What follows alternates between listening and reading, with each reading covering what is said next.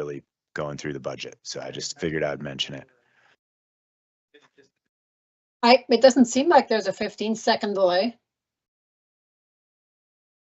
Well, thanks, Rita. That is helpful. Yeah, thank you. Maybe it I is just the wasn't sure if you picture. guys heard me or if I had to wait 15 seconds. So good to know.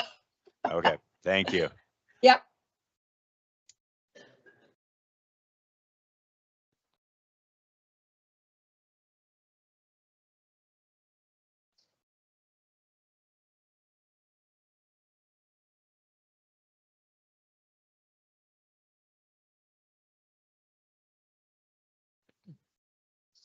Okay, well, I'm going to start with the first at the top. We received our letter from the county that we referenced at our last budget discussion that we're waiting for that tells us. And so we've entered the amount of the minus 35,000 for property taxes. And so that has been included and updated. And the next one I want to call your attention to is accounting. And that's right here. And we had it at 800, but with our switch to QuickBooks Online, our costs are higher. And so you can see we're already at almost $900 for the year. And so I've upped the budget to $1,500 for next year.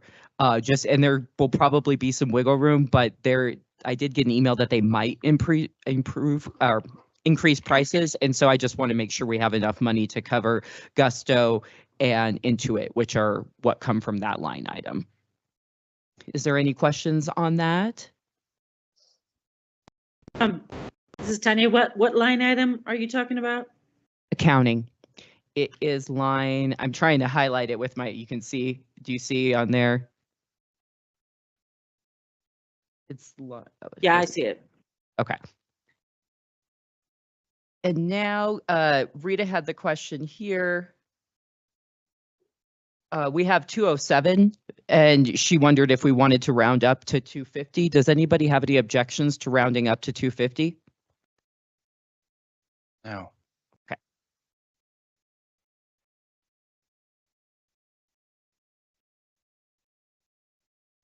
So, let me see. Boulder County tax collection. So because we've taken in a good amount of money this year, it's cost us more money. And so I have, hold on, sorry, but this is in the wrong spot.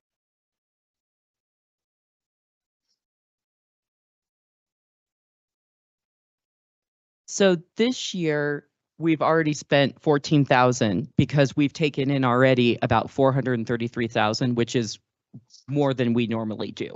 And so that's why that number is upped. We can change it to I was thinking we could change it to 15, but we likely, I don't know that we will actually hit that number next year, but just because of this year, it would be prudent to change that number. So is there anybody that has any objections to that? You're still at Boulder County tax collection? Yep, Boulder County tax. Yes, and that's where I'm saying that increase is because of the increase of the amount of money that we've spent or that we've collected this year. So it costs us more to collect that. And it could go down for next year, but just to be on the safe side, budget at this year's level. When you say 14,000, you're not talking about proposing to take it to 14,000. That's a different number. No, I'm proposing to take it to 15,000. We've From already. 700? Yes, because we spent $14,333 already this year on it. That's why I'm saying that I'd like to up it to 15 based on the current trend to be on the safe side. That we likely wouldn't do that unless we start pulling in big numbers again next year, which, we don't have a crystal ball. Why does it say 5,500? Because that's what we budgeted previously. And so I haven't changed. Or what is this for? This is what Boulder County charges us to collect taxes. Okay, just let me take a pause here for a second because I think I'm tracking why Scott's confused as well. So this is Boulder County tax collection. Oh, 2 separate pages? Okay. It's 2 numbers on 2 separate. Oh, okay, got it. Because one's for property tax and one is for TIF. Okay, got it. Didn't Right, there's one No, under which one? yeah, you have one under 70, 75, 57, 35, and then the other one is under 80, 75, 57, 35 accounts. So you got two separate Okay. ones. I think what you did, Kate, you jumped from one, you jumped several Yeah, I down. so jumped that from was- to the one that Yeah. had that because I was following my notes, so I apologize. Oh, okay. I was just following my own notes to call out that that's where I needed you to update, so I apologize. But yeah, that's still Boulder County tax collection, and that's where I'm looking at that, and it's still, Scott, the 5,500. So that's why I didn't catch that sooner. So that is why I'm asking, is because of that. And so, is there any other questions or objections on that? So you'll change that to 15 grand, right? Yep. Okay, Yes, just, ma'am. I'm trying to keep up with you on my side, so. I appreciate it, and I'm going to update it and send it to you after the Good. meeting. Thank you. Thank you. Yep, So Kate, sorry, just to clarify, we're taking in more money because property tax has gone up so much and then they charge us a percentage of the income? So yes, they charge us. I'm not exactly sure how they charge it. It is broken out on every statement we get each month. I mean, Rita, do you know how they? I don't know how they the calculate. percentage no. that they take. So No. it It's just does. a fee. Yeah, it's just a fee, and it is sliding based on the amount of money. So some Okay. months, So we don't have very it's much. almost three times more than it's been in the past. Are we bringing in that much more money? So yes, so this year you've already brought in over $400,000. Last year you brought in $360,000. Okay. We always, and Rita brought that up, and so I'm going to bring it up as I do every year. We normally only anticipate $350,000 to be conservative. Now, you've heard the numbers. We got 400 something this year. Last year, it was more in line with that 350. You can certainly up that, and that you could anticipation, but I wouldn't necessarily recommend it, because I think you're safer staying in that conservative space, especially since you have money available right now. You're not actually waiting for that money to roll in to spend it or to pay it down. You have money available to you. So that prediction can be more conservative because it's not hindering your ability to move forward with a project, if that makes Yeah, sense. it's not a decision that we get to make anyway. So if we Yeah. think it's going to be 14 or 15,000, we should just budget it Yeah. at 14 or 15. Oh, no, I'm talking more about that prediction of the 350,000 as income. We that's can't more- decide on that either. Right, we can't, right. So You know- Kate, can you change that to 15 grand right now? And then my recommendation is we go back and just go down the line. We're hopping around and I'm getting confused here. Yeah, I will. Can you change that to 15 grand? I And then can't let's right go- now, but I will when I go Oh, you through can't? back Okay, through. I changed it on my side then. And Yep, let's go I'll back do- then to the 70, 75, 57, 35. And what'd you do there? Did you change it?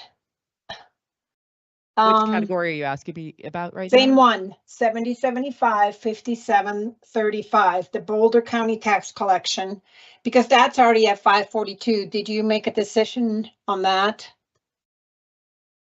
So Rita, would the decision be to nudge it to 700, or do we need to put 750 in there? It What? is, Did she go up? Can she go up? Maybe she already changed it. I can't see. It's on the screen. I can't It's- change it on the document right now. I'm taking Right. notes and then I'm But- going to go right back through it. But So I'm seeing, yes.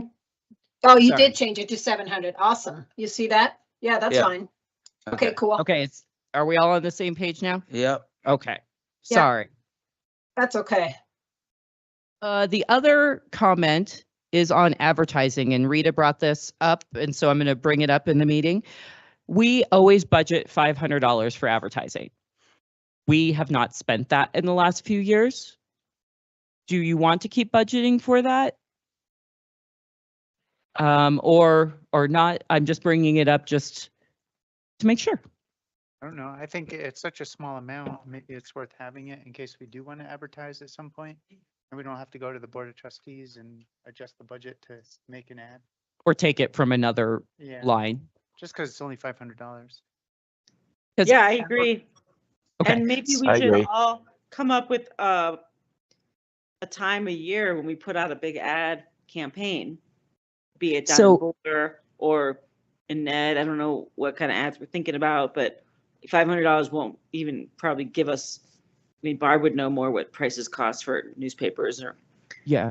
or radio spots, It's- but So my thought is all of our projects can bear their own advertising costs. So that $500 is really for the DDA. So for overarching, like, it doesn't have to be to advertise for an event or something. So you could use that money just to more talk about the DDA and help get us out, our mission out. I would say if it's been in there and we don't spend it and we can't imagine right now what that would be about, we should just take it out. We can talk to people in the Mountaineer, and perhaps we have somebody here who knows the Mountaineer better than I do. Perhaps we could get coverage if we had some story we had to talk about anyway. What would we advertise for? But if I can just say, one of the things that you advertise for is when you have a board position that's open, you actually do pay for that every year.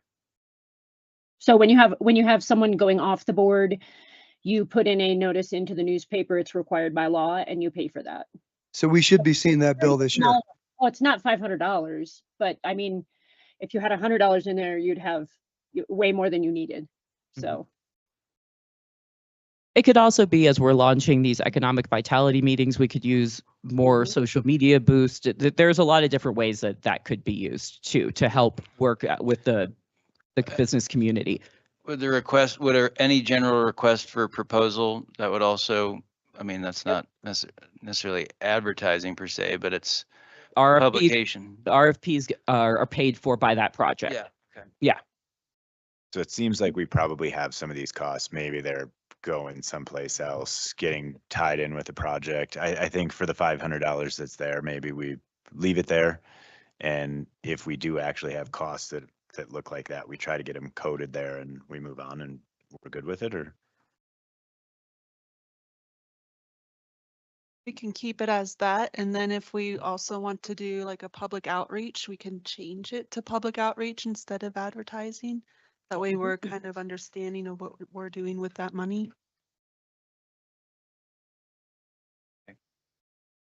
All right, we keep it in there, Scott. All right. All right, let's keep that 500. Let's move on down the list. All right, so we've kind of gone to all my questions. So now I'm going to run through it one more time like Rita requested, so that we're all on the same page about the changes that were made and what the final number is going to be proposed at for this administrative tab. So we have our property taxes, the negative 35,000.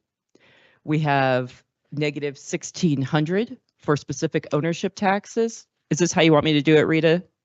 Oh, you don't need to do that. You don't Okay. need to go through it all. You just want me to go over the ones again that we changed. That would make you, that's what you need? Right, you were just discussing the ones that we were thinking of changing. That's good for me. Yeah. And just Okay. quickly on that proceed from debt one, if you want to just put your pointer there, that's going to be, we're going to decide on that figure once we talk about the CIP projects. Just, Exactly. you know, Yeah. okay. No, I'm So- good. I made my notes. I think you went through all of them, right? Yeah, I I have would. another question. Go ahead. Regarding salaries, I thought we had talked about hiring an assistant, or I had talked with Jonathan about hiring someone to handle events in general, special events in the whole town, not, and that we could budget some of that from the And so- NDDA budget. Well, so my thought was that would come from the special event budget. That budget, that- I don't personally like having this giant pot that isn't specific about what things are for, because I could see things getting spent and then other things not getting money when it's needed. I feel like something like a salary for somebody should have its own line item. Well, are they going to be personally- salaried or are they going to be a contract employee? So there's I a don't lot of know. different things about Okay. and so those are all great questions. But so that's why, in my mind, because some of this stuff is still in the development phases and we're all still talking, that's where the big buckets help us be able to move forward. And just as a reminder, I don't think I gave the disclaimer I give every year. This all has to come back to you again before we spend any money. So the Okay. fully baked All right, idea. I guess I'll talk about the big pot when we get to it then. Okay. Yeah, and Tanya, you brought up a good point, and I was actually going to say the same thing. If it's going to be an employee, right? It has to be under salaries, and that would also change your employer taxes. But if it's a contract labor person, Mhm. that's up to the DDA to decide, do you want to put them under your admin budget or in one of the buckets? But yeah, that's a good point about Yeah. wages, so, okay. Hey, Yeah, and- go ahead, sorry. No, go ahead. I was gonna talk about one other line item that we have Go not ahead. talked about really quick. I think that we skipped. It's minimal, but it's your postage and shipping, your 70, 75, 57, 10 account. You may also want to increase that. No, so that's because, so I'm pretty much at the end of that for the year. So that's why I didn't bring it up. I still feel comfortable with that amount. Oh, you changed it to 200. Got it. I Yeah, did not that's- see that. Yeah, You so did go that's, up. Good. Thank you. so that's really where we Okay, feel yeah, comfortable. definitely. That's good. Yep. Okay. All right, now so you don't need me to re-go over anything. We're all on the same page about this tab. We can move on to the project. Rita? I would like to just talk one more time about your TIF taxes. Go ahead. That is the, the $350,000 one. Yep. Again, I mean, you're already, and I know you like to be conservative, but if you're already at $430,000, and you can see you brought in $366,000 in 2023. I mean, you could potentially up that, but if you guys want to stay conservative, that's fine too. So the reason, and I don't have these numbers right off the top of my head, but I know that in 2021, we had a huge spike too, and then it went back down. So that's why, like, I know that it has kind of ridden the waves. And so that's where I'm coming from with that conservative but at the same time, as I said, we have our money available, and that's Right. not going to impact us in this huge way. It's just a matter of being transparent. And it's, that's my theory too, revenue. I like to budget conservatively. If more comes in, great. It's the expense side that's more tricky, right? Exactly. we- That's what we have to spend more Right. time on and Okay, board stuff. Okay. sounds good. All right. All right. Okay, well, thank you all for getting through that portion of this. Now we're going to move to the project discussion. And my thought on that, the right screen, is we can just go line by line and I can give my comments and then you all can go around and discuss. Does that sound like a plan, Andrew and Steve? Does that kind of, for the project piece? Sure. Okay. So we'll start with beautification. As I said, for this budget, I've included $30,000 for 2025, and that is a return to 2023 levels. And I did get some comments about some people were interested in adding Christmas lights to this line item as part of beautification, because there has been a lot of discussion that people would like the DDA to contribute to Christmas lights again. I know that that's happened in the past, and I know that I've heard from a lot of board members that they're very interested in that. And so I just wanted to bring up that could go in, again, the special events budget, or it could come from beautification. So I'm interested in, and then we heard from Rita, and Rita, if you want to give us some more information about seasonal employees here, that would be great. Yep. Well, you want it now, or you guys? Yeah, wanna why don't you tell them now and then they can discuss everything. Okay, so it appears that Nikki would like again to have a couple of part-time seasonal employees, and looks like those are budgeted around $12,000. Right. Did she want And to? And where did you I mean, I know this year's, I think maybe it was 2, I can't remember, but anyhow, where do you guys have that budgeted, under what bucket? It was beautification, and it's part Oh, of that really? 60 from Oh. 24, because the I thought see was, the- remember yeah, I to pick see up the trash. 24 Yep, I see the 24 notes now to include more maintenance areas and seasonal staff. Got it. Okay. Yes, so I would say, budget 12 to 15,000 for that. What did we spend last year We, on it? we added an additional 30,000 last year with. Did we spend it? Well, it will be spent. Rita will bill Bill us us with the for quarter. it shortly. and Yeah, it but it will not be 30 grand. absolutely not. Right. It'll be less. When we first had this discussion and carved it out, my goal, we had the whole trash can discussion. And so we're going to talk about trash cans for a second now. That if we would, I think, I'm going to speak for myself now. I would like, if we are funding additional seasonal town staff to help with pickup, that and potentially holiday lighting. So maybe there's an increase for holiday lighting. And, I know there's, is part of beautification also maybe, the on certain snowy days we're helping shovel out. I'm all for getting additional town staff to help, and I think we really would want to see additional trash cans on First Street. Yeah.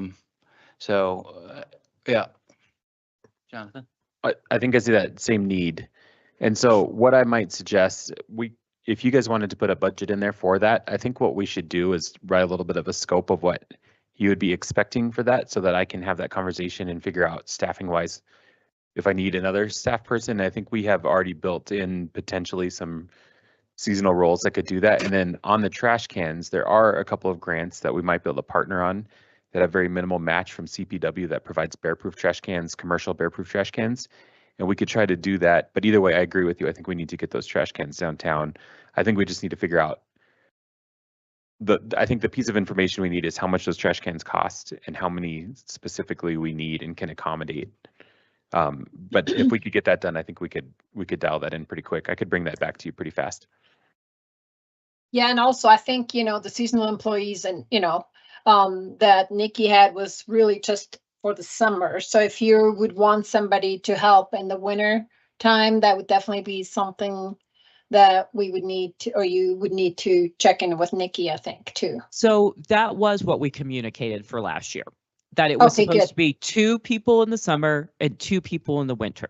Oh, Yeah. And so I know that Oh. that's not what ended up happening necessarily.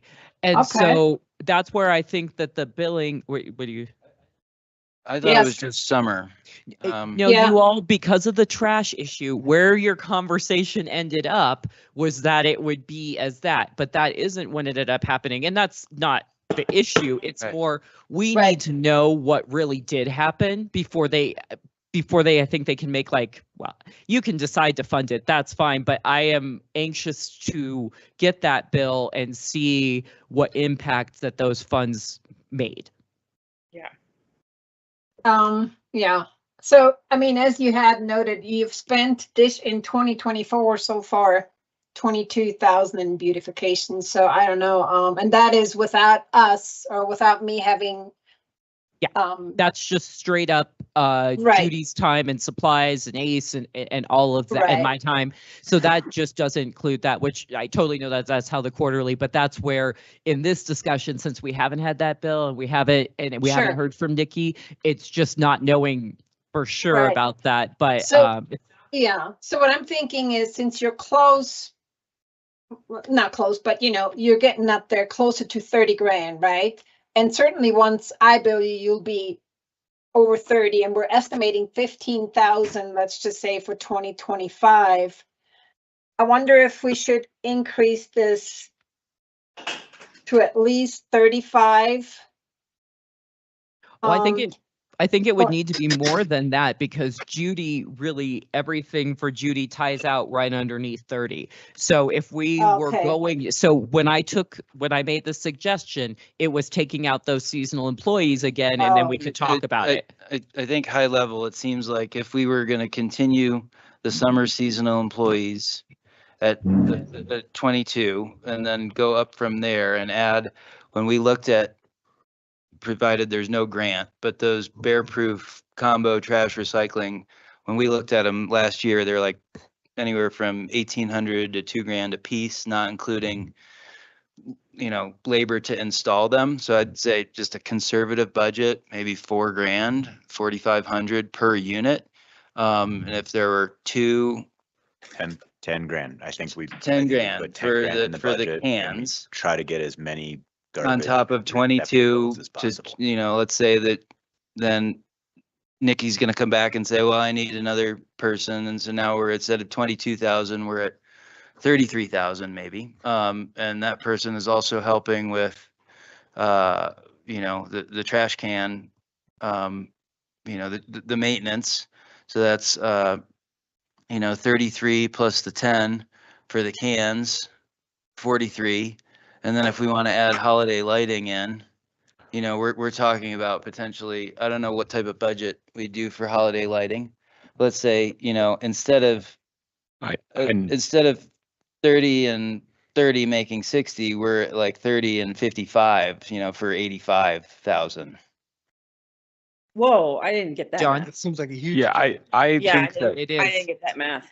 I think we can maybe, I'm gonna give you numbers from previous experience, but like a reasonable flowers budget for what we could probably do a lot with. I know you have some vendors, but there's some other ones, but you can do a lot with like $7,000 on flowers up here, just depending on who you talk to. I know the big part of this is gonna be staffing.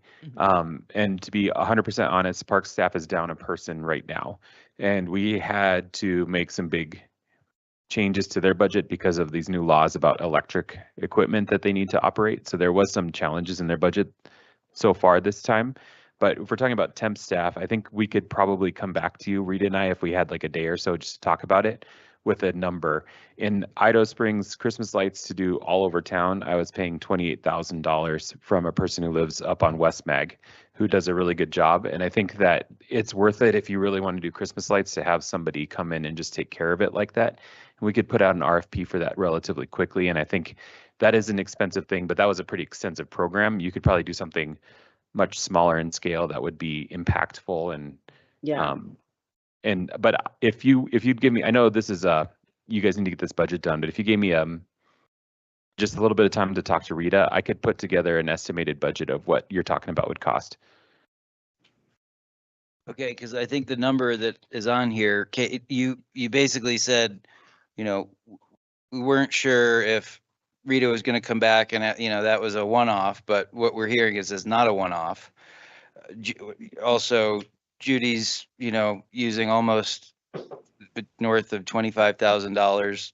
There could be some savings to happen there. I haven't looked at that yet, but ultimately, any way or another, I see this budget going from instead of 30, you know, back closer to 60, maybe not 80, but I think even more than 60 when we're talking about holiday lighting. Like, I Yeah, don't think I'm very okay. far off. Yeah, I think No, that makes sense. the big part is the employment cost, I think, right Yeah. there. And I think I could get you a bit, the trash can thing especially, there is some capacity issues we need to deal with, but that's also a town thing. So I think we can talk about, what I'm thinking is I can talk and figure out what are actually capacities to do that, and maybe we share that cost a little bit, because I think we need to bear a little bit of that cost too. It's a partnership, I think. Christmas lights, I think that could be done. If we are creative, we can get big bang for our buck without a huge expense, but I do think it's worth having a contractor do it if we can. But there's a lot of people who do that. We put out a bid and just see what we can do. And I think what's really involved in that is figuring out where you want lights. The other thing that I have done successfully in the past is work with businesses so that we get a reduced rate to put lights on businesses, or you can do like Tivoli style lighting, which goes over the street, which also gives you a big bang for your buck. And First Street is kind of set up pretty ideally for that. So there's probably some ways that we can get that cost in the range that you might be comfortable with. I want to add to that. I mean, I do know, I mean, I have it calculated. It is about $5,040 for one seasonal employee that we budgeted, if that's helpful. So that's for the entire season, Rita? Yes, sir. 5,000? That is for 12 weeks. Yes, sir. Okay, so you're saying if we had two this past summer, we're gonna Right. end up being at about 10 to 11,000 for those two, right? That's correct. Okay, thanks. And that's what I would budget. That's why I was saying earlier, I would budget around 12 to 15,000 for that employee, the seasonal employees in your budget. So I don't know. Maybe Andrew is right that you may end up, you know, being closer to 60 again here in the end. Yeah.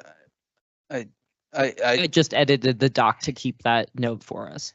You know, if anything, I think we should maintain the at least 60, if not anticipate that there's going to be some additional funds needed for, emptying trash, even with towns partnership on that and holiday lighting that, maybe 60, 70,000. I would rather just have it there and know that we have to come back with a scope, like a scope of what we expect from the seasonal employees and the trash cans, and then have to, not have,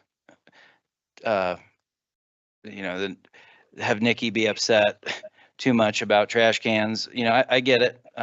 So that's my thought. Can we? Yeah, go I around? agree.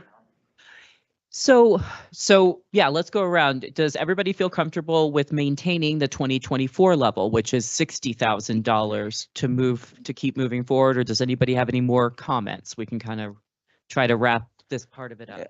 I think we should move it to 70 and anticipating that we're going to find some savings on, a true actual seasonal employees cost less. We'll probably find some savings on flowers, but we're going to add in for trash cans and holiday lighting. I think, 70 or 75 would be a budget predicated on it involves at least, 2 or 3 additional combo units of trash cans and a budget for holiday lighting. So what And number do you want to do, Oh. 70 or 75? 75. All right. I would like to make another comment. And obviously what you're saving in 24, right? You budgeted 60 grand. You're only, as of right now, at 22 grand, right? So you have huge savings. You can look at it that way as well, right? In 24. That's just, a thought on my part. So Rita, Yes, in your ma'am. billing, is it for 4 seasonal employees or is it for 2? I Because think that'll it's all- also, I believe it's only for 2. Yeah, I've never heard the 4. I have to be honest with you. I don't know where that number came from. So no, but- that was where it ended last year. Really? And that was my conversation with Nikki. And then she told me that she didn't necessarily need that many for the winter. And I said, you do what you need to do and just let us Sure. know, which is how you all feel. Right. You wanted her to, she knew the So- goals Sure. of this money. And so we just were letting her do Right. her thing. But that's where I want to also Right. see them say where there's some savings that we put 60 in there, but we are only probably going to spend about 35 or 40. So what I can do tomorrow is, I won't be able to bill you for everything, but I can certainly look at that piece and send you an amount, and then Yeah, what thank that you. is. But I definitely think you'll have savings in this category in 2024. I agree. Thank you. Yep.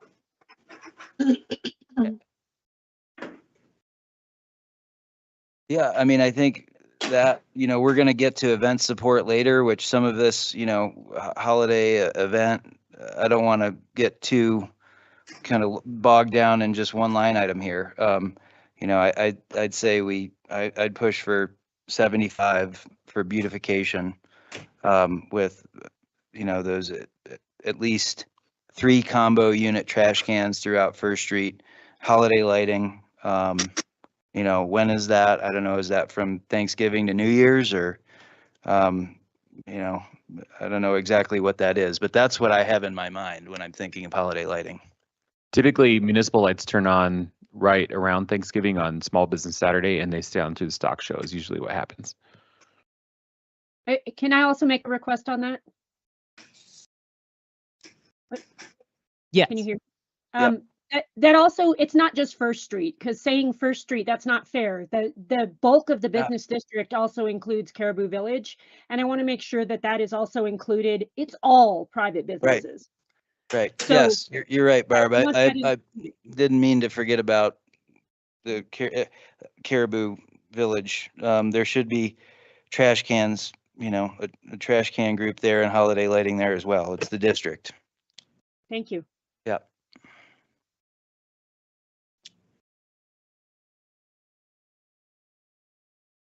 So, And- oh, go ahead. Sorry, I have one more follow-up question. Should I quote out 6 trash cans then, or what do you think total? I think, yeah, 2 on First Street and 2 over in Caribou Village. So seems like something that a happy medium spread throughout town that Nikki hopefully won't get too upset about. And if we love it, we can add more Yeah. in subsequent years. But Jonathan, we're talking about cans that are similar to the one on the north side of the visitor center. Yeah, I'm familiar with that brand, so I can quote that exact thing. Awesome. Can't wait to hear. All right, so I'm going to put in 75 right now if I don't hear anything from anybody saying that they're not comfortable with that.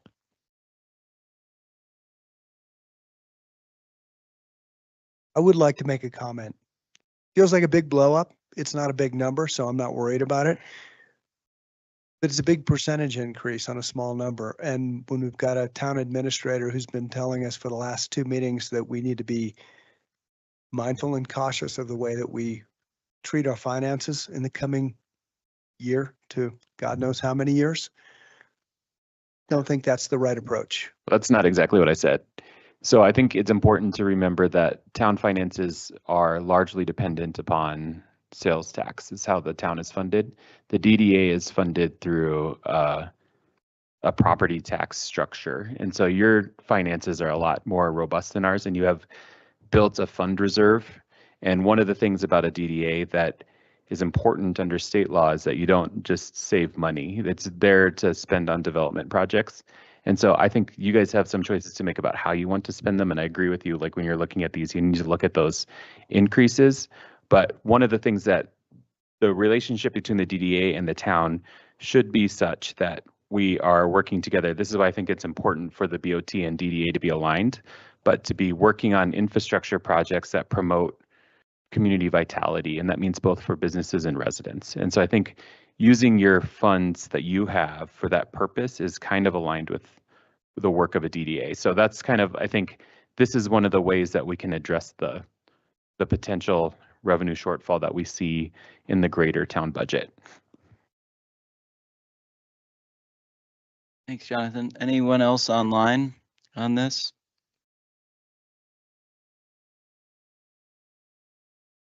I don't see any hands. Okay. All right. Next is wayfinding. And as you all know, and was in the packet, wayfinding has been sitting on go a little bit. And so now, if we can get all the pieces together, as we're hoping that they will be, and this means parking, making sure we're pointing people to the right parking, paid park, all of those things taken into account, I think that we can be ready to lift next year. And based on our conversations with our merge and the committee, we can lift an RFP soon. We just want to make sure that we're getting that we're not paying for something that we can't use because of the different changes that are coming around with the parking and that. And so we're all just trying to make sure we're on the same page there. And so that's why the suggestion is just to move that $400,000 forward into next year to try to get that done. And John, do you have anything you want to chime in on wayfinding? Yeah, the very last line item here on your fund is paid parking implementation. And I think one of the pieces of implementation is thinking about how the paid parking signage specifically works with the wayfinding signage, because they need to be coordinated. In the sub-area plan, which is being presented tomorrow evening by Cheney, who has been working on that, and I think you all worked with her as well, there is some parking contemplated throughout the town. And one of the things that I had suggested is that there is funding right now in the DDA budget for parking. Interstate Parking, who is the contractor selected for this, has said that they would enter a consultant agreement with us to look at the parking and make sure that the wayfinding plan works with the parking signage and that the parking is identified properly. There's a lot of different questions that go into this, like do we have different zones of parking that cost differently or might be free depending on how close they are in and how far away? Is there other structures that we need to put in place to make it as effective and as user-friendly as possible? They also have some online wayfinding tools. It's called Tap and Explore, but basically they build a digital map of the town that you can access, and you probably use something similar in places. But one of the things I had been talking about with them is that it would be useful to have them come in and do a review of our parking facilities and make sure that they're striped appropriately, signed appropriately, all that whole thing, so that when people come, it's a very easy experience. So they know where to park and then where to go after that. So they have provided the basis of a consultant agreement to do that. We could modify that a little bit and make sure scope wise, if the DDA wanted to do that, you're comfortable with the work. or whatever else we needed to do. And that's something they could do before we were to implement that program next, like probably next May-ish is when the paid program would go into place. We're hoping to have that contract in place sooner so that all the residents, because resident parking will be free and employee parking will be free. And so we'd like to implement that program so we can get all the resident employee side figured out, and then the paid parking would start after that. Jonathan, just to respond a little from the wayfinding committee on that, we reached out to Merge, which is the company that we're working with on wayfinding, and asked them about, the idea of moving forward with our parking signage as we've designated it so far, or waiting until, such a time that the town knows what lots will be paid and not paid, and, any of the rules of it. And what John from Merge said is that we should do our parking signs as we have them, pointing, and I could see some minor revisions perhaps if we're doing some type of a review. But as far as paid versus non-paid, I don't think that's going to be determined for quite some time. And what John at Merge had said was, that those can be, we can make the signs that at the parking lots with a panel, that could be flipped, whether it's a paid lot, where there's all the rules of the lot, like when is parking allowed and is it, what are the charges for it and all that. So we were thinking that with wayfinding, we'd move forward with the vehicular directional signs toward parking lots, just designated, a big P for parking and not getting into the minutia of, this way is for paid parking, this way is for free parking. So I don't know if that makes sense to you or. I understand what you're saying. Yeah. I'm open to how this all works, but I do think, there's some pieces that matter, like making sure that that signage matches the branding of what you guys have created, matches the branding of the town that was just created. I think that's important. Yeah. I think also like the sub-area plan that Cheney has created contemplates parking in places that are different than have been contemplated. I think in other conversations, I do have some work that was done by members of the Planning Commission. I think Jim Reese was involved in that, and maybe a couple other folks that identified other parking. I think one of the things that we need to do is make sure that we know what all of these zones are. So I don't think what you're saying is incompatible. We could take that approach. But there will be branding for this Park Nederland thing that needs to happen to make this all work on the website. And it would be nice to have that coordinated with the brand that you guys have created for that wayfinding signage. And so I think what this consultant would do is probably a little bit more technical than just the graphic piece and like identifying parking places. They would be looking at, do we have the lots laid out efficiently? Is there adequate, resources at each place, the user experience when you park, how we would, do we actually put in kiosks, or do we use a QR code system, or do we use a text to pay kind of thing? There's a lot of different ways to do this, and the cost can vary dramatically depending on how you do it. A kiosk is about $12,000, but if you can do it with QR codes and text to pay, it's basically just the implementation cost of the software. So I think this work, it may be something you guys choose not to do, but I think it would help us make sure that we have a cohesive program and a better inventory of what we need to have a parking program work. I think right now, if you look at the parking spaces we've identified, it's about 60 spaces. I think we need to have a little bit more comprehensive view of our inventory and where free parking needs to be and whether this tiered system needs to take place. And it's largely technical work, I think, that isn't incompatible with what you said, but. Right, sure. And I just want to say that, as with the wayfinding committee, we're on board with, we wanted to run this by the other boards and all the plans that are in action now to make sure that, present to those people and make sure there's no inconsistencies that are known at this time. But am I just, what I think I heard you say is be aware at the end of this budget, the paid parking implementation, it was budgeted for 20,000. Think about using that, getting that consultant hired, because there's a lot of technical things that could help with the implementation of paid parking. And I can do it. I'm just gonna be honest. I can do this on my own, but I think it will be faster if we use somebody, and we have a good relationship. So it may not even be a $20,000 project. Yeah. But what I would really like, if we're gonna do managed parking, we need to roll it out properly from the get-go, and we need to make sure we're anticipating the challenges as much as possible, because the key is to make it work for the community where the community isn't impacted, because we don't want a resident or an employee. You know, there's going to be impacts, but we don't want negative impacts. We don't want them to like have to change their whole life to Yeah. park. So I think if we can get those things kind of figured out in this, you know, December through March period, it would go a lot smoother in the overall. Yeah, I agree. I don't think there's many things as important as, you know, this. Well, one, paid parking for also, but town budget purposes, but just for, you know, business visitor experience, and engagement in town. And I know some people say, oh, paid parking, I won't go and shop there anymore, whatever. Yeah, so I'm in agreement. So my thought for this item, because you do have funds currently budgeted, is that next month it would come as like a formal action for you to move forward on if after this discussion. But that was what I included in the body of the email that I sent with the packet, and it was attached as well, the proposed consultant agreement.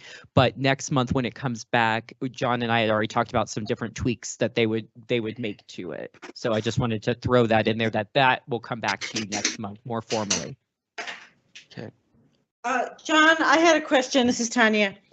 I'm pretty sure we had just discussed, as a BOT, that we only wanted the visitor center parking lot and First Street up to Schneider to be paid parking.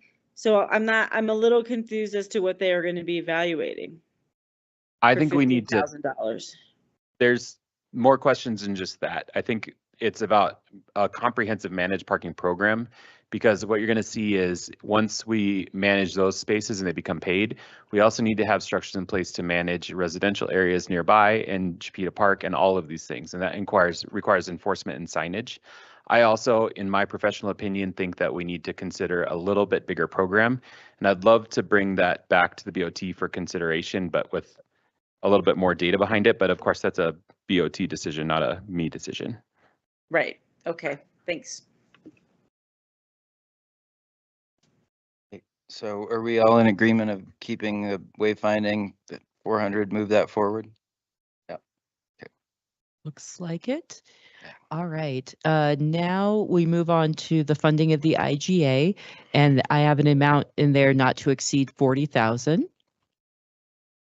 And that's also based on the property tax statements that we receive in August.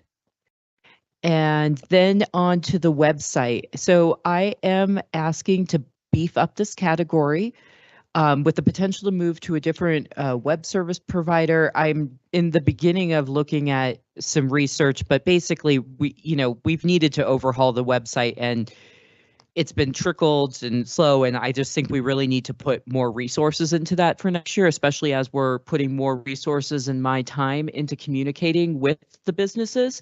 And so my hope is to tweak the website and honestly to make it a little bit more like Longmont's, with different ways to connect businesses and our community that we aren't currently capitalizing. And so that's why I've asked for $25,000 to start working on that for next year. So there is a little bit of budget that I do have left, and we do have a contractor that we're working with right now, but what we're thinking, the person is part-time, and what we're thinking of doing would require more of a full-time focus. And so that's really what my thought is that having a vendor that is more consistent with other local DDAs and other local governments that can help our website lift and have our business directory be better connected and running, and just lift finally the things that were meant to be lifted a couple of years ago. And so happy to have any questions on that.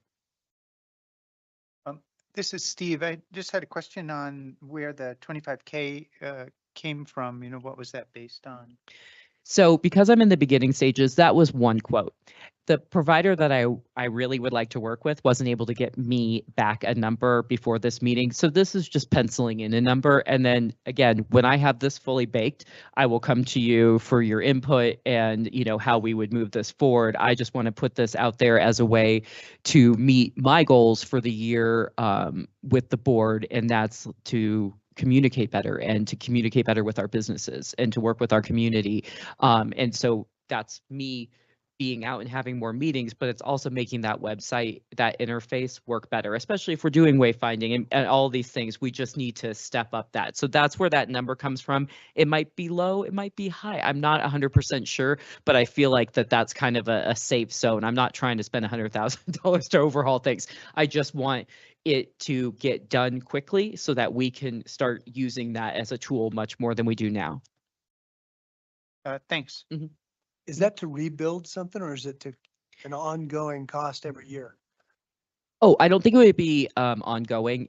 Part of the thing would be lifting it, and then the ongoing maintenance. That's what I would need to get some more understanding of, like because ideally you would want the executive director or somebody to be able to update and do some tools themselves, but we just need a different vendor because it's just kind of gone.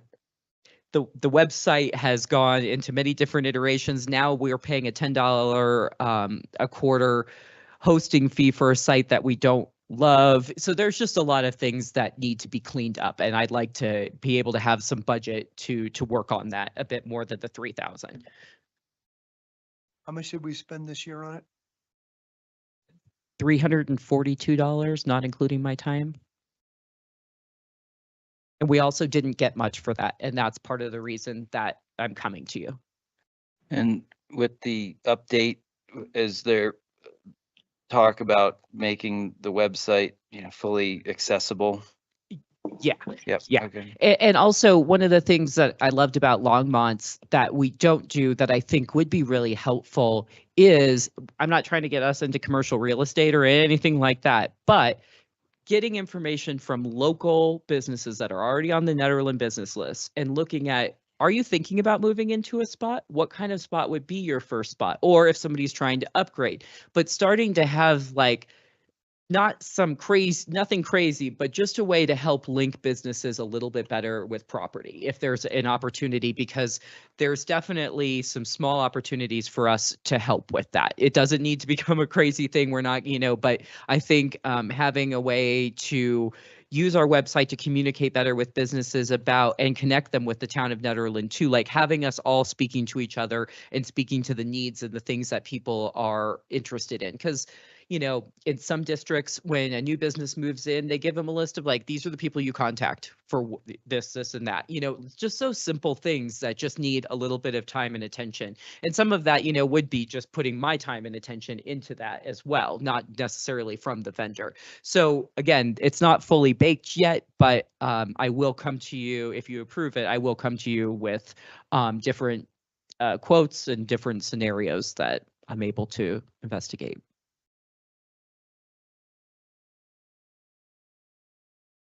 Any other? Nathan has his hand raised.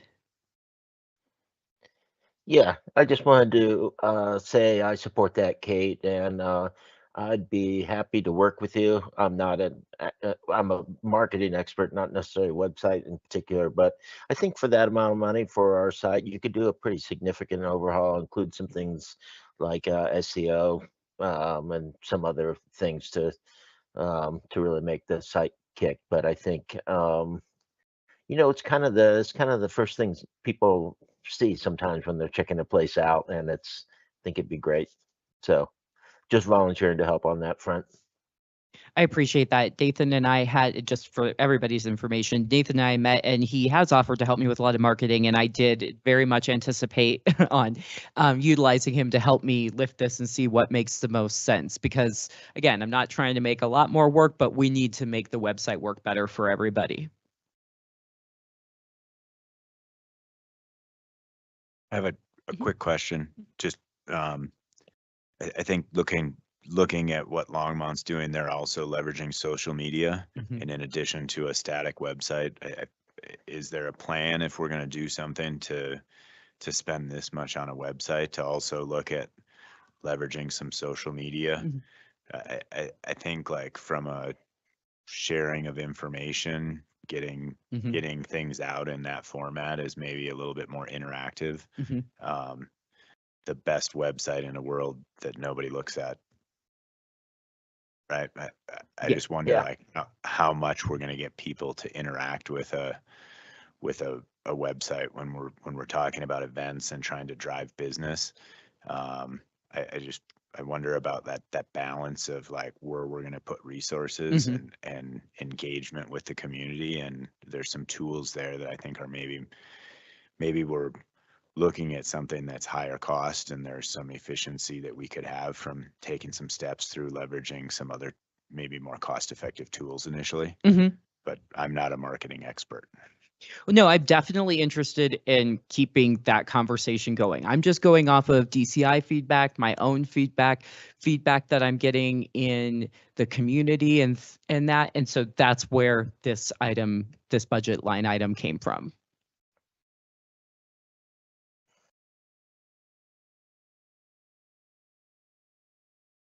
Comments on website?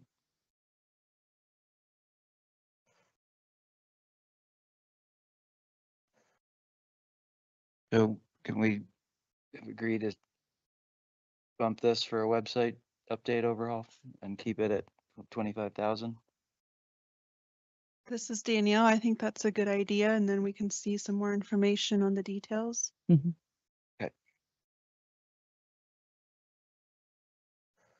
Kate, is that something an RFP has to be put out for? Yes, it likely will be. I'm going to look into all of that, like what we would actually have to do for that. That's why I was just trying to get an idea of cost first and to see what would be our base to start. And so that's really where I am right now. But absolutely, we'd follow town process. We always align ourselves with those processes and procedures. Thank you.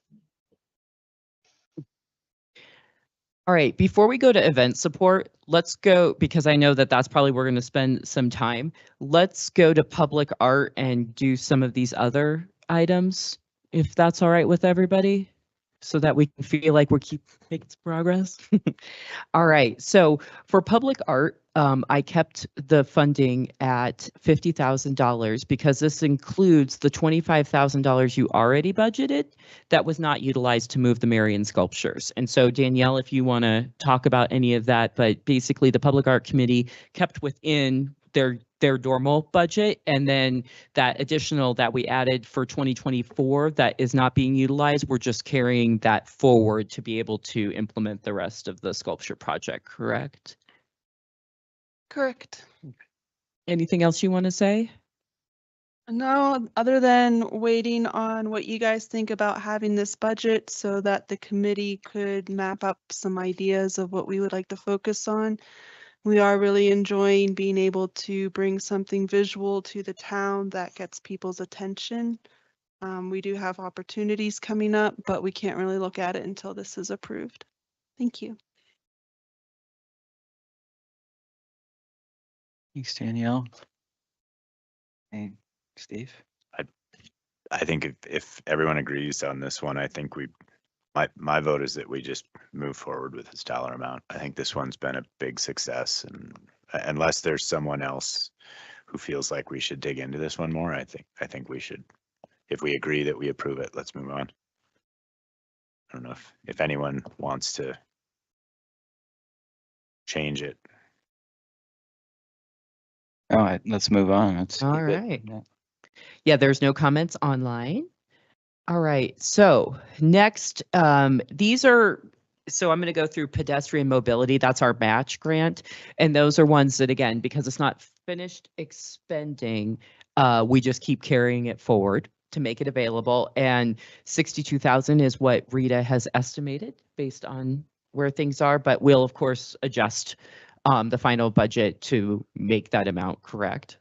I anticipate that project's gonna be done by June of next year, Okay, so great. that should be off your books pretty quick. Okay, great. What exactly does that build? So it's about 400,000 in total, right? Yeah, it's a sidewalk that basically goes from the RTT lot over to the visitor center, like on the north side of the street. And then it's some work on putting in crossing signals similar to what they have like in Boulder, where you push the button and it blinks at several locations by Tungsten Village. And then there's one by the visitor center. And I think there might be one more like going towards the history museum. And then it also includes like some other small improvements in that area to those crosswalks. I think it puts a raised crosswalk in over by the visitor center is the intention.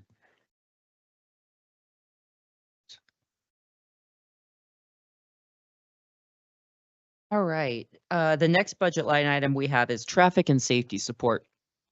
And my question for you all is, in my mind, I know that there's been a lot of conversation about how that term gets confusing or granting in this. And so my thought for this line item is that this is for flagging.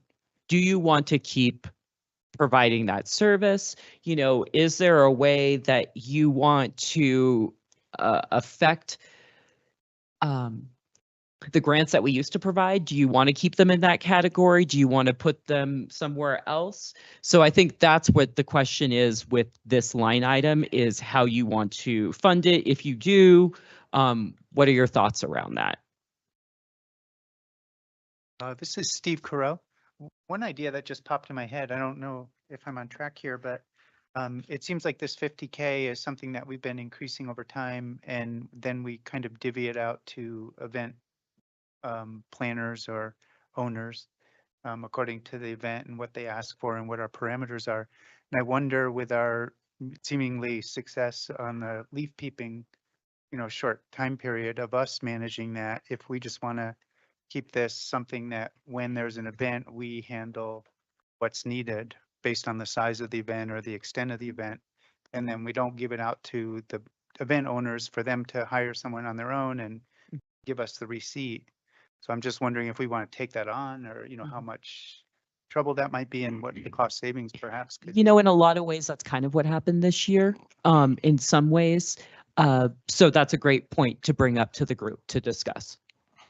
I think maybe the one thing there, I'm trying to think of a couple of events that happened where I think if we were doing that, then what we're saying is we're providing some traffic support to keep traffic flow in town functional. And some of the events are potentially still going to contract with, whether it's Boulder County Sheriff or some different entities. I think that some events have been using that funding to offset some of the high costs of additional traffic control they need. So I think that's maybe the one thing, but I tend to agree that there's that consistent keeping traffic moving through town. And I feel like it was effective, and maybe, this summer it's hard to say that. I think traffic tension maybe was elevated because of the CDOT project, that Monday through Friday, people didn't get really a break during the week. It felt like there was more traffic challenges during the week. So then you add more tourism on the weekends.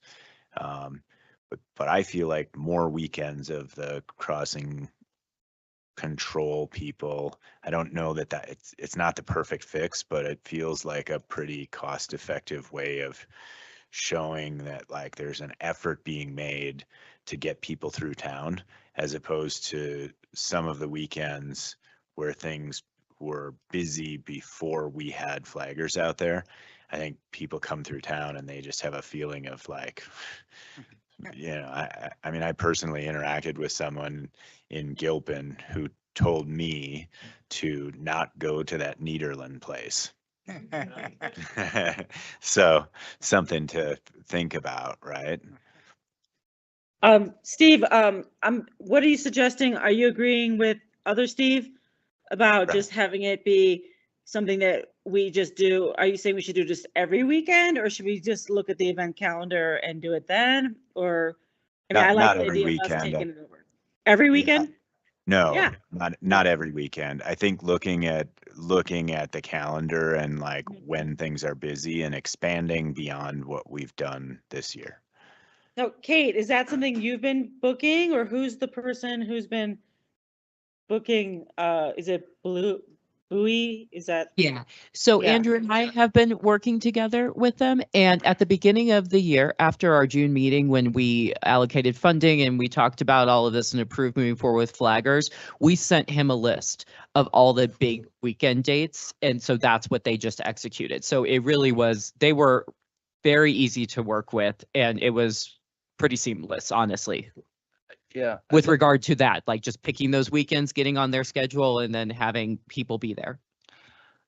A couple of things that I just wanted to bring up. I think there's a couple different layers of this. One is that do we want to reduce, the way I see this is that a strategy could be to reduce the traffic or rename this to just flagging services and reduce it that's more in line with maybe slightly more than we did this year. Maybe instead of, 13,000, we put in like 17,000. And we take the other, the balance, and we remember, and when we come back and we talk about event support, because I did get a call from Ben one time when he said, hey, it was a weekend. I can't remember which weekend it was, whenever the pedestrian race, what weekend? September, yeah. And they were there just for kind of, because it was a busy weekend. And, I probably could have done a better job of coordinating, but he was like, because people were approaching him, business owners and residents of First Street, when First Street was closed, saying, what am I supposed to do? And they had no, they didn't coordinate. They weren't the ones that shut down First Street, but they were the ones that were the first point of contact for the people. So I'm kind of coming back to, should we take on all coordination of traffic? I don't necessarily agree or think that that's wise, because as Steve, you brought up, like Boulder County sheriffs will get involved. I think we should plan and try to figure out how we could do a better job next year communicating with especially when there's street closures and big events with businesses, and to enable whoever the flagger is and say, hey, yeah, or just come up with a strategy. Because I think, I hear often frustration from business owners and residents when streets are closed down, that they're just, The promoter is responsible for letting the business owners and the neighbors know when the street's going to be closed. That's always been the policy for town. well, I don't guess know if- they do didn't you do want it. to take that on now? I don't want to take that on, but I I don't think want to take that on. I think we need to make it clear to Yeah. businesses that are promoters that that's up to them. Oh, Barb's got her hand up. Yeah, I just wanted to say in my years of working at the paper, until maybe 6 or 7 years ago, every single event had to put out a notice to the community when any street was going to be closed. When the Ned race was going to be happen and people were going to be crossing the street in massive amounts. And that doesn't happen anymore. That used to be a town requirement. So that seems like something that the town should be taking on to make sure that those businesses are notified, because yeah, we don't get any notifications as a business. Okay, so I agree, Barb. So I think maybe to sum it up, like, we'd like to make sure that there's great communication coordination coming from the town side when there's street closures, that the event promoters, following their obligations, that those are clear. We want, I would suggest we mentally pull out, quote unquote, traffic and safety support, and change this to, downtown flagging, crossing guard services, knowing that, some of those funds are going to go potentially back into an event support, but like the flagging services for 15,000 or 17,000 to keep traffic flowing in the center of town seems like a solution for this one. Right. And Andrew, I think what you're saying is something that's been in my mind here for a few minutes, which is our number that we're going to spend to have a really a good impact on traffic flow and safety this year is around 12 to 15,000, right? It was 12. I think we could have had more weekends, and they didn't always have staff at Rental Way. Okay. I'd like to see it at 17. Okay. Yeah, I think that's a fair number Yeah. for flagging services, for flagging. which is what traffic and safety has been, right? Well, traffic and safety has also been the pot where special events have come and said, I want $1,000 to support traffic control, or it could be safety, the alcohol monitors. And I think that's where I'm saying, let's mentally pull out that 33,000 that's always going to, because every event comes and they say, I need my $1,000 for safety and my $1,000 for traffic, and we generally give it to them. So, but like, this is going to come up again when we come back to events, but yeah, back to flagging, 17,000. I think that the thing that we should think about is like when we go through that first wave of event support requests next year, what we're going to change is this year we gave people money from 2 separate buckets and they got X two amounts to give it a total that we're going to give them. And the question is, are we going to support their event at the level that we did this year? Or are we going to say, no, we pulled that away and we're doing our own flagging services and we're not supporting that? I think that's something, it's probably not something to knock out here, but when we get to event support and we talk about that total, that's the impact that like all of the different event entities in town, I don't think that they care if we're calling it 2 different things. They care about the total amount that they're able to get from like an event support grant. And I think we just need to think about that. If we're taking it away from here, are we going to support it as an event, just a general event support amount? Because I think we've kind of set the bar for the last couple of years that we've supported different events at a particular level. And so I think I agree with us saying, let's take this, make it what it really has been. And if it's 17,000 or if it's 20,000, so that we have room to like actually add some dates to it for next year. I think this is one of those most visible things that the DDA has done for the community. And I look at like that, to me, $20,000. And if next summer we start to see that in early June, things are really busy and we have the ability to pivot and say like, let's try to get some flaggers up here earlier than we've ever needed them before. And we have the money to feel like we can support the community and help that. I think that's worth $20,000. Yeah. And go ahead. I agree with 20,000. I also agree. This is Danielle. I think that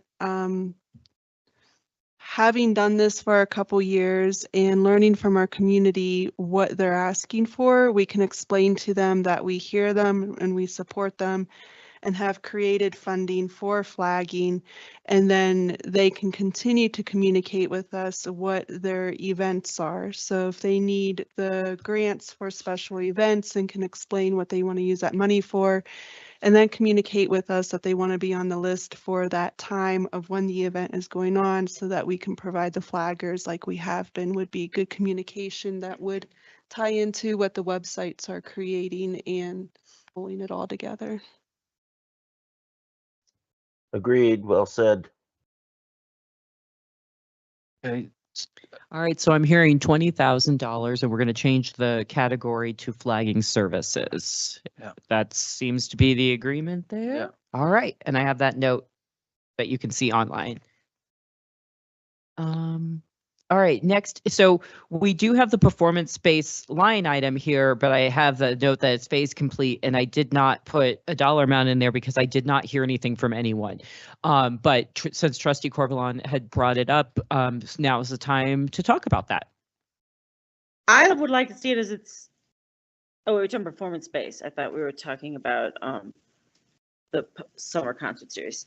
Well, I mean, if there is no motivation to work on it this year, I would like to see a landscaping proposal done and then some landscaping put in that would be conducive to either So a performance space or, it could also be used. It's horrible now. So I I think would that like to see some money in it.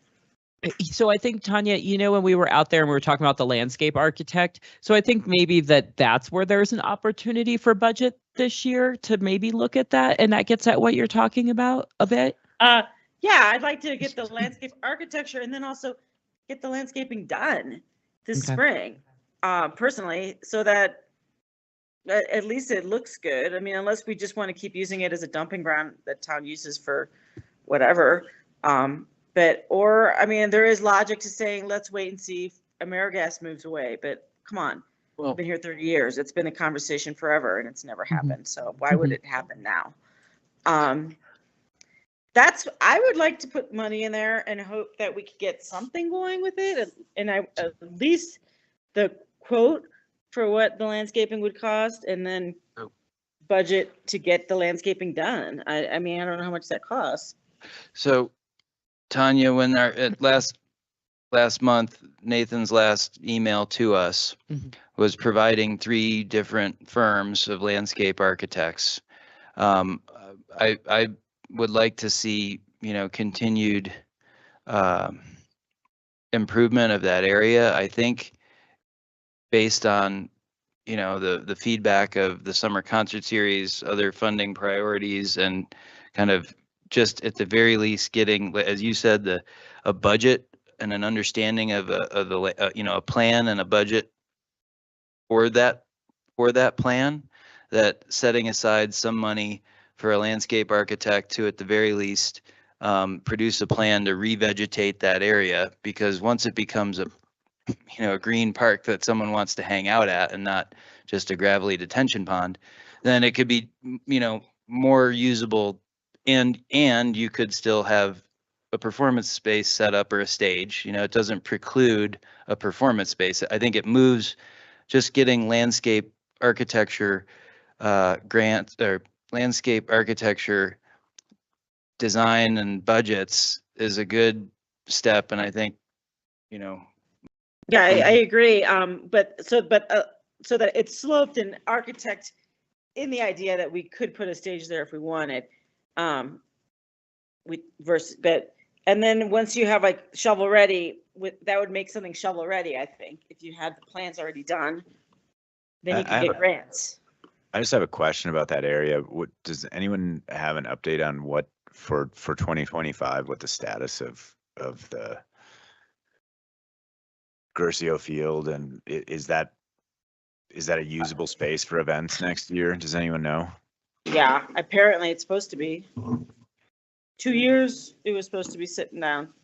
So it'll be 2 years next year. Yeah, there's also a potential project we could do to irrigate it using water from the wastewater treatment plant that's been treated. So it'd be clean water, but it would be using that in kind of a sustainability practice there. And that could help, I think, a little bit. But we've been looking at it. I don't know if you're familiar with it happened. It had some furrows in it. And I don't really know the whole story, but they have flattened out since I've been here. So I think that the vegetation that has been grown there is growing. So I think it could potentially be used. I think we just have to keep our eye on it and make sure it's, it grows in the right way. Thanks, John. I guess my perspective, that space,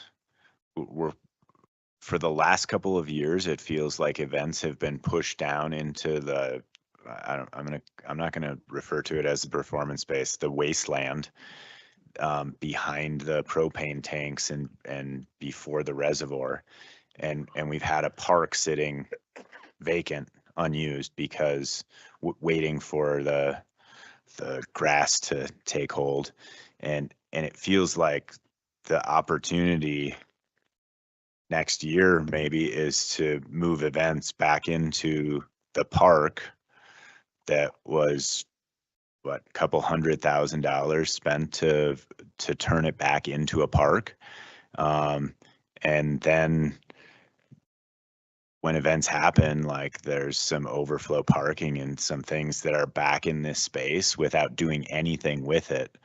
And it's a more desirable space right now, and figuring out what can happen. I kind of continue to feel like we've thrown funding at some different design things in this space a couple of times. And then this summer, the concert series, 0 times did it occur in this space as a test to prove that this was the right space. And I'm hearing earlier tonight that Chipetta Park is is kind of a more desirable space for that. So my take would be if we're looking for places to like elevate that performance space in the short term, maybe we should be talking with someone at the town and trying to figure out like if what are the shortcomings of Chipetta Park. And I know one is potentially just like a little bit more electricity there could make it much easier for events to take place. That's from some personal experience I've had with participating in the back end of an event in Chipetta Park, as opposed to continuing to throw money at a space that there still isn't, there's just nothing there. So that's my opinion. Thanks, Steve. I know you guys have talked a little bit about purchasing a mobile stage, but if you had one, you could use it at Chipetta Park. You could use it at any field that existed. You could use it downtown if there was a downtown event. And in some ways, I wonder if that would be a good thing to consider, at least from a budgetary perspective. If you had a mobile stage that could just hook into any system, and it, a lot of them are 220, I guess, is what you need. But it's something that you may even be able to potentially make revenue off if you were renting it to places like the town, or for, just an organization to have an event, maybe Wild Bear, I don't know what. But I'm just Yeah. wondering if that's an option to consider. I mean, yeah, the farmer's market pays to rent stages for the 2 events we do. I We think have it's a like, local business that's expert at it. They've proven themselves week after week after week, and they do it really well. So I don't even know if we have to buy one ourselves.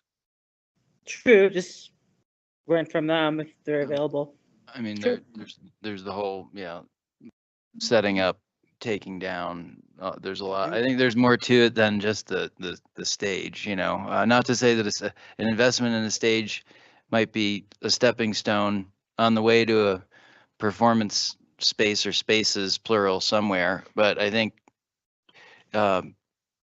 just